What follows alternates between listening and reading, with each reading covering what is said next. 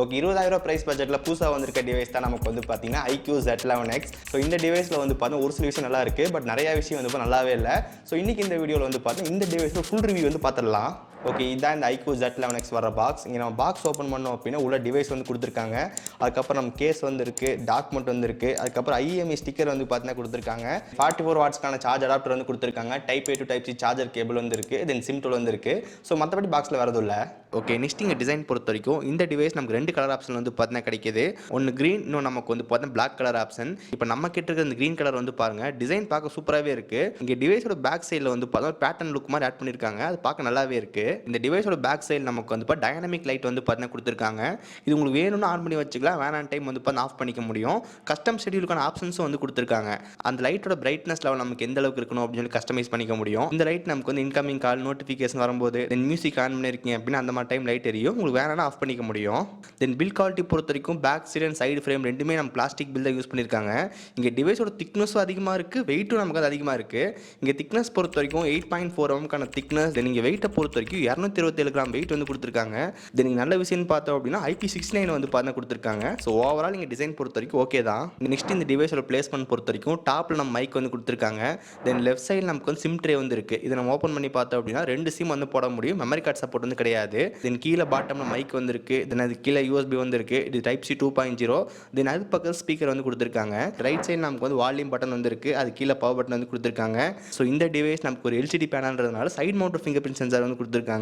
அது ரொம்ப fast and அக்யூரேட்டாகவே இருக்குது. நெக்ஸ்ட் இங்கே டிஸ்பிளே பொறுத்த வரைக்கும் 6.76 inches full HD plus IPS LCD display வந்து கொடுத்துருக்காங்க.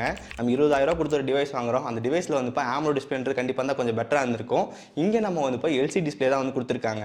தென் இது கூட நமக்கு 120 ஹெர்ட்ஸ்க்கான ரெஃப்ரெஷ் ரேட் வந்து கொடுத்துருக்காங்க. தென் 1200 ஸ்பீக் பிரைட்னஸ் வந்து இருக்குது. ஸோ இந்த டிவைஸ் இன்டோர் அண்ட் அவுட்டோரில் வந்து டிஸ்பிளேயோட பிரைட்னஸ் லெவல் நல்லாவே இருக்குது. தென் நீங்கள் யூடியூப்பில் வந்து HDR பிளேபேக் வந்து இருக்குது, HDR கண்டென்ட்ஸ்லாம் பார்த்துக்க முடியும். பட் இங்கே டிஸ்பிளேயோட பெசல்ஸ் வந்து பாருங்கள் எந்த அளவுக்கு இருக்குது அப்படின்னு சொல்லிட்டு.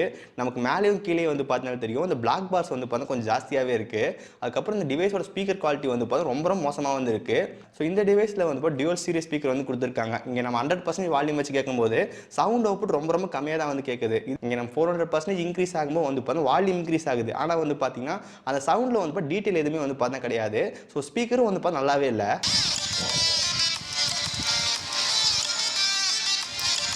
இங்கே டிஸ்பிளே பொறுத்த வரைக்கும் வந்து பார்த்தீங்கன்னா LCD பேனல் தான் வந்து கொடுத்துருக்காங்க. ஸோ பசல்ஸ் வந்து பாருங்கள் ஜாஸ்தியாக இருக்குது. அதுக்கப்புறம் ஸ்பீக்கரும் வந்து பார்த்தா நல்லாவே இல்லை. நம்ம டிஸ்பிளேல வந்து பார்த்தா எந்த அளவு சொதப்பி வச்சிருக்காங்களோ அதே மாதிரி சாஃப்ட்வேரும் வந்து அந்த அளவு சொதப்பி வச்சிருக்காங்க. இங்கே சாஃப்ட்வேர் பொறுத்த வரைக்கும் Arduino 6 நமக்கு அவுட் ஆஃப் பாக்ஸ் வந்து கொடுத்துருக்காங்க. Android 16 வந்து பேஸ் பண்ணுது. ஸோ இந்த டிவைஸ் 2 இயர்ஸ்க்கான மேஜர் ஆண்ட்ராய்டு அப்டேட், தென் 4 இயர்ஸ்க்கான செக்யூரிட்டி பேட்ச் கொடுப்போம் அப்படின்னு சொல்லியிருக்காங்க. இங்கே நம்ம சாஃப்ட்வேர் பொறுத்த வரைக்கும் Arduino அவுட் ஆஃப் பாக்ஸ் கொடுத்து ரொம்ப நல்ல விஷயம். பட் ஆனால் இங்கே Arduino வந்து சுத்தமாக ஆப்டிமைஸே பண்ண கிடையாது. இப்போ எக்ஸாம்பிள் ஒரு மல்டிபிள் ஆப் வந்து ஓப்பன் பண்ணி க்ளோஸ் பண்ணும்போது அனிமேஷன்லாம் வந்து பார்த்தா ப்ராப்பராகவே இல்லை. குறிப்பாக கேமரா ஆப் வந்து ரொம்ப லேகாகவே இருக்குது. நமக்கு அது ஆப் வந்து பார்த்தா மெமரியில் வச்சுக்கவே மாட்டேங்குது. இப்போ எக்ஸாம்பிள் நம்ம க்ரோம் ஓப்பன் பண்ணி திரும்பி மினிமைஸ் பண்ணி திரும்பி ஓப்பன் பண்ணோம் அப்படின்னா அது நம்ம மெமரியிலே இருக்க மாட்டேங்குது. திரும்பி ஃபஸ்ட்லேருந்து வந்து பார்த்து ஓப்பன் ஆகுது. அதுக்கப்புறம் கேமரா ஆப் ஒவ்வொரு டைம் ஓப்பன் பண்ணும்போது வந்து பார்த்தீங்கன்னா ஒரு 2 செகண்ட் அந்த மாதிரி கழிச்சு தான் நமக்கு வந்து பார்த்து ஓப்பன் ஆகுது. அதுக்கப்புறம் இங்கே மேலே நமக்கு ஆப் ட்ரைவ்லேயே வந்து பார்த்தா ஒரு ஸ்டக்கெல்லாம் நோட்டீஸ் பண்ண முடியுது.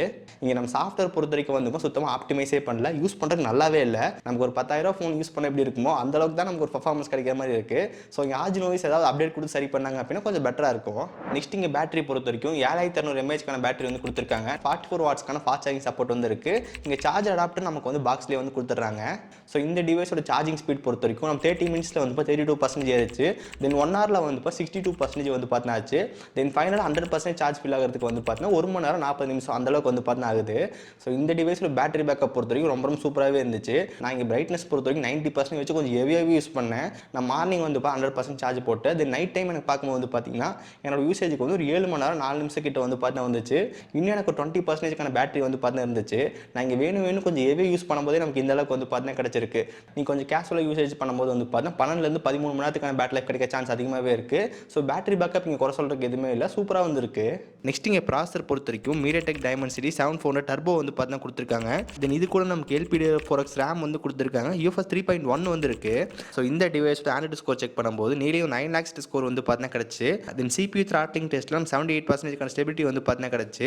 இது நம்ம கீக் பெஞ்சோட ஸ்கோர் வந்து பாருங்கள். தென் இது 3D டெஸ்டர்ஸோட ஸ்கோர் வந்து பாருங்கள். இங்கே பர்ஃபார்மன்ஸ் பொறுத்த வரைக்கும் நான் முதலே சொல்லியிருந்தேன் சாஃப்ட்வேர் வந்து அந்தளவுக்கு ஆப்டிமைஸ் பண்ணல அப்படின்னு சொல்லிட்டு.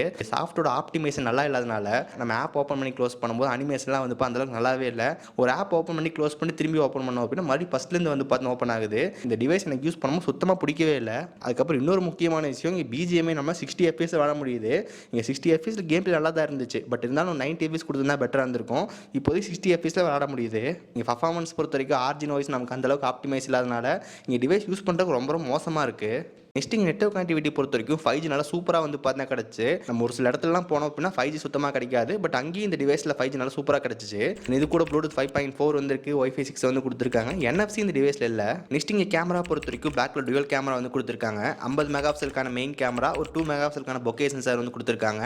தென் இங்கே ஃப்ரண்ட்டில் 32 மெகாபிக்சலுக்கான செல்ஃபி கேமரா வந்து இருக்குது. தென் வீடியோ ரெக்கார்டிங் பொறுத்த வரைக்கும் இந்த டிவைஸில் ஃப்ரண்ட் அண்ட் பேக்கில் 4K 30 fps வீடியோ எடுத்துக்க முடியும். ஸோ ஃபஸ்ட் இந்த டிவைஸில் எடுத்த சில கேமரா சாம்பிள்ஸ் வந்து பாருங்கள். இந்த ஃபோட்டோஸ்லாம் வந்து பாருங்கள் மெயின் கேமரா எடுத்தது. இங்கே மெயின் கேமரா எடுக்கிற ஃபோட்டோஸ் எல்லாமே ஓரளவுக்கு நல்லாவே இருக்குது. இந்த ஃபோட்டோஸ் எல்லாமே போர்ட்ரேட் எடுத்தது. அவுட்புட் எந்த அளவுக்கு இருக்குன்னு வந்து பாருங்கள். தென் இந்த ஃபோட்டோஸ்லாம் வந்து பாருங்கள் லோ லைட் எடுத்தது. அவுட்புட் ஓரளவுக்கு டீசெண்டாக இருக்குது. ஸோ கேமரா பொறுத்த வரைக்கும் இந்த ப்ரைஸில் பெருசாக எதிர்பார்க்க முடியாது. ஓரளவுக்கு நல்ல ஃபோட்டோஸ் நமக்கு வந்து கிடைக்குது. இந்த வீடியோ நம்ம பேக் கேமராவில் 4K 30 fps ஷூட் பண்ணிகிட்டு இருக்கோம். ஸோ இங்கே ஃபுட்டேஜோட குவாலிட்டி வந்து பாருங்கள். ஓகே, இந்த வீடியோ நம்ம ஃப்ரண்ட் கேமராவில் 4K 30 fps ஷூட் பண்ணிகிட்டு இருக்கோம். ஸோ ஃபுட்டேஜோட குவாலிட்டி வந்து பாருங்கள். ஃபைனலாக ப்ரைஸிங் பொறுத்த வரைக்கும் இந்த டிவைஸ் நமக்கு வந்து 3 ஆப்ஷன் அவைலபிளாக இருக்குது. இங்கே 6+128 நமக்கு வந்து 19,000 கிட்ட சேல் பண்ணுறாங்க. இப்போ கரெக்டாக பேங்க் ஆஃபர் எதுவுமே வந்து கிடையாது. 8+128 நமக்கு வந்து 21,000. பேங்க் ஆஃபர் 1,550 வந்து இருக்குது. தென் ஃபைனலாக வந்து பார்த்தீங்கன்னா 19,950 அந்த ப்ரைஸிங் வந்து கிடைக்குது. தென் 8+256 நமக்கு வந்து 23,000. பேங்க் ஆஃபர் 1000 வந்துருக்கு. ஸோ ஃபைனலாக 22,000 அந்த ப்ரைஸிங் நமக்கு வந்து பார்த்தீங்கன்னா கிடைக்குது. ஸோ இந்த ப்ரைஸிங் இந்த டிவைஸ் வாங்கலாமா வேண்டாமான்னு சொல்லிட்டு இவ்வளோ நீங்கள் வீடியோ பார்க்கும்போது தெரியும் கண்டிப்பாக வாங்க வேணாம் அப்படின்னு சொல்லிட்டு. ஸோ நானும் வந்து பார்த்து இந்த ப்ரைஸ்க்கு இந்த டிவைஸ் வாங்க வேணாம் தான் சொல்லுவேன். ஸோ இந்த டிவைஸில் வந்து டிசைன் நல்லா இருக்குது, பேட்டரி நல்லா இருக்குது. ஸோ மற்றபடி வந்து எதுவுமே பெருசாக சொல்லிக்கிற அளவுக்கு இல்லை. பொறுத்த வரைக்கும் LCD பேனல் யூஸ் பண்ணியிருக்காங்க. ஸோ பெசல்ஸ் வந்து பார்த்தா கொஞ்சம் பெருசாக இருக்குது. ஸ்பீக்கரோட இல்லை. அதுக்கப்புறம் சாஃப்ட்வேரில் வந்து பார்த்தீங்கன்னா ஆர்ஜின் வாய்ஸ் நல்லா ஆப்டிமைஸே பண்ணல. அதனால் யூஸ் பண்ணுறதுக்கு ரொம்ப ரொம்ப மோசமாகவே இருக்குது. இந்த மாதிரி டிவைஸில் வந்து நிறைய பிரச்சனை வந்து இருக்குது. ஸோ இந்த டிவைஸ் ஸ்கிப் பண்ணுறது வந்து ரொம்ப ரொம்ப நல்லது. இப்போ அண்டர் 20K நல்ல ஒரு டிவைஸ் வாங்கணும்னு நினச்சிங்க அப்படின்னா Realme P4 வந்து செக் பண்ணி பார்க்கலாம். அது இப்போதைக்கு கரண்ட்டாக வந்துக்கும் அதுவே ரொம்ப ரொம்ப ப்ரைஸ் ஜாஸ்தியாக தான் இருக்குது. 19,000 ப்ரைஸில் சேல் பண்ணிருக்காங்க. ஒரு சில டைம் 17,000 18,000 அந்த ப்ரைஸ்க்கே வந்து பார்த்தீங்கன்னா கிடைக்குது. அந்த மாதிரி டைம் வாங்கும்போது இன்னும் நல்ல வேல்யூ ஃபார் மணியாகவே இருக்கும். அதுக்கப்புறம் அண்டர் 20,000 வந்து பார்த்தீங்கன்னா Oppo K13 5G அந்த டிவைஸ் கிடைச்சாலும் மறக்காம செக் பண்ணி பாருங்கள். இங்கே Realme P4 5G அதுக்கப்புறம் Oppo K13 5G ரெண்டு டிவைஸ்க்கான ஃபுல் ரிவ்யூ வீடியோ வந்து போட்டிருக்கோம். லிங்க் டிஸ்கிரிப்ஷனில் இருக்குது, செக் பண்ணி பாருங்கள். ஓகே ஸோ கைஸ், ஸோ இந்த வீடியோ அவ்வளோதான். இந்த வீடியோ பிடிச்சிருந்துச்சுன்னு நினச்சிங்க அப்படின்னா மறக்காம ஒரு லைக் கொடுங்க. தென் இதே மாதிரி வீடியோஸ் பார்க்குறதுக்கு கீழே இருக்கிற பட்டன் கிளிக் பண்ணி மறக்காம சப்ஸ்கிரைப் பண்ணி ஃபாலோ பண்ணுங்கள். ஸோ இந்த வீடியோ அவ்வளோதான். சந்திக்கிறேன். See you guys. Bye. Have a nice day.